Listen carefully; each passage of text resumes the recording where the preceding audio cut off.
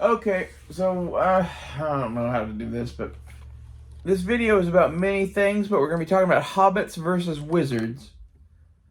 And knowing your limitations, basically. You should know what you are, whatever that is. You know? One of the things that makes me dangerous is that I do have limits. They are not the same as other people's. Some of my limits are way, way lower. Some of my limits have no top. So it's one of those, you got to figure out where your strengths are and use those to your advantage, right? This is what makes a wizard, basically.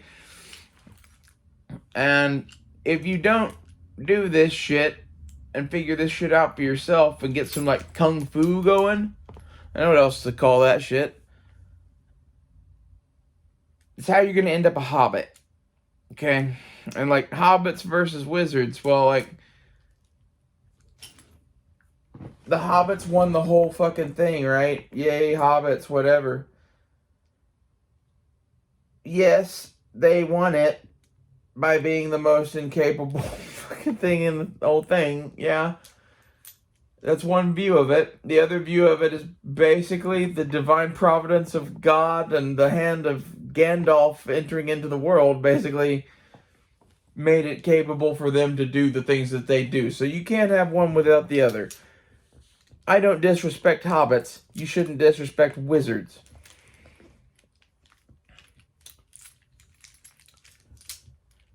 And kind of as such, like, this is, in some of the shit we're going into in the end of the world, like,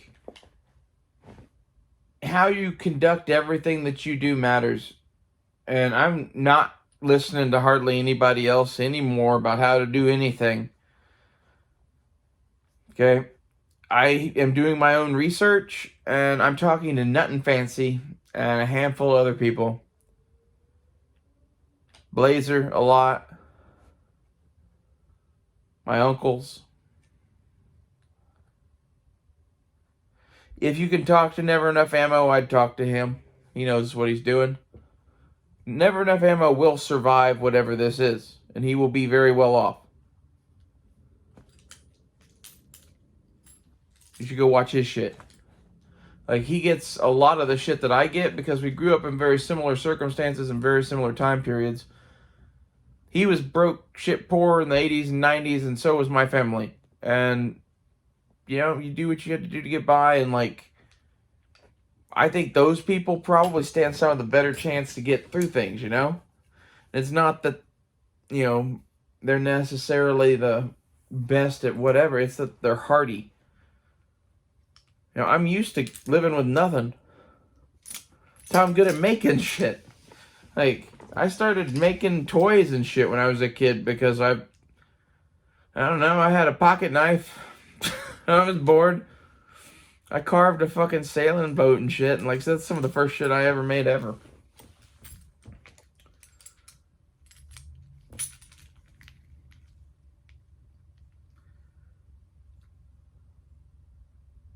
Ow. Sorry. But like as such, this is one of the things where I was listening to somebody talk about body armor again, and I don't plan to wear body armor. And the reason I don't plan to wear body armor is because basically the way that I do everything, body armor wouldn't do me any good. It's just extra weight. Body armor will really, really help you if you're alone. So if you're not alone. If you're in a group and can carry water and shit and y'all have armor and whatever, like, that makes sense. If you're alone, there's so much other shit that you have to be carrying. And you're going to be avoiding conflict so much. And, like, being light on your feet and everything is paramount. And, like, I'm not the most physically fit person to begin with. Not carrying armor. I think you're fucking crazy if you plan to wear armor in the end of the world, basically.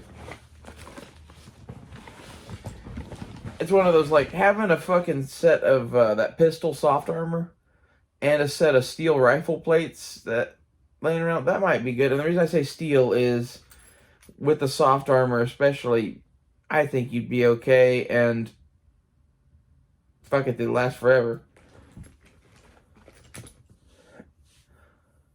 That's one of those things that, like, how valuable is a armor plate that is only good for one hit?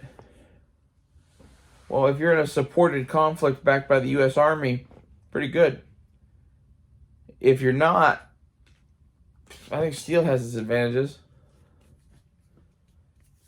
My armor is a mixture of camouflage and not being seen, and anytime that I'd be doing anything, I'm going to be using my brain. I'm going to have daring and guile, and cunning. Like, these are the things that keep you alive. Like, I can't help you if you don't know how to think. But I'm trying. That's what these videos are doing. And, like, nothing fancy gets a slice of this. He gets a healthy dose of the mental game that most people just don't, because he is a fucking Air Force officer. He and I have similar habits and hobbies. It was interesting to watch the video that he made for me. Especially because, like, it's one of those, I could tell by the start of the video, he looked through my videos and made that video in response to me. He thinks I'm in hell. You know, I don't know. I think we're all in hell because fucking Joe Biden's our president. My opinion. From his point of view, I probably am in hell. I don't have children and won't have children, and we're very different people.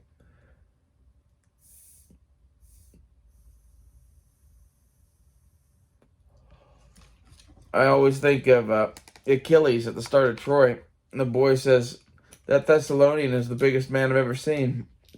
I wouldn't want to fight him. And Brad Pitt says, and that's why no one will remember your name. Think about that a lot. Think about that movie a lot because it's all about, like, the legacy of your name and not of your flesh. And I'm not going to have children. I knew I wasn't going to have children 20 years ago, basically.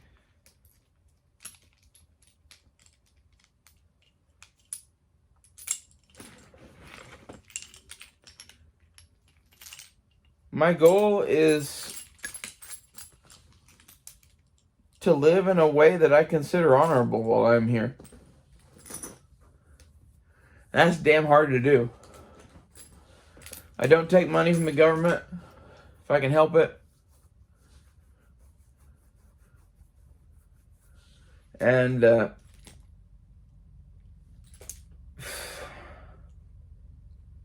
don't know, I just try to fucking make money on my own. I've always liked doing that, and I don't like working for other people.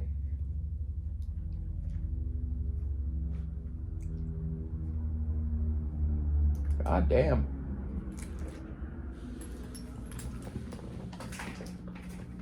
Fucking low flying ghetto bird, something, I don't know. Fucking helicopter's low.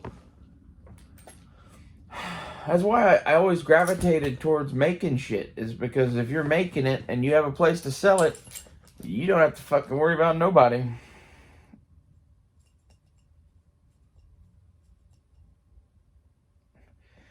I'm like, I don't know, I'm okay with working for somebody. Just our entire, our entire world has a severe lack of any sort of respect or system that I recognize as being a legitimate form of authority. Like, I don't know.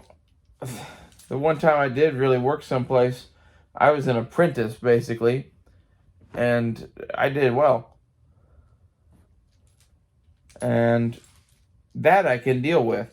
I can't deal with fucking, oh, well, you're new here. This is Bob. He was new here 4 weeks ago. Now he's your boss. Even though you're 80 times smarter than him, he has seniority. Like, I'm sorry, like, I'm being told to mop a floor with fucking orange juice because it'll kill the bacteria or some shit. Or some other crazy ass shit being told to you by some fucking retard that, like, it probably ain't necessarily so. Like, you wonder why the world's going to pot? Go watch Idiocracy. The movie's prophetic. Like, may his name be praised forever, Mike Judd. Om.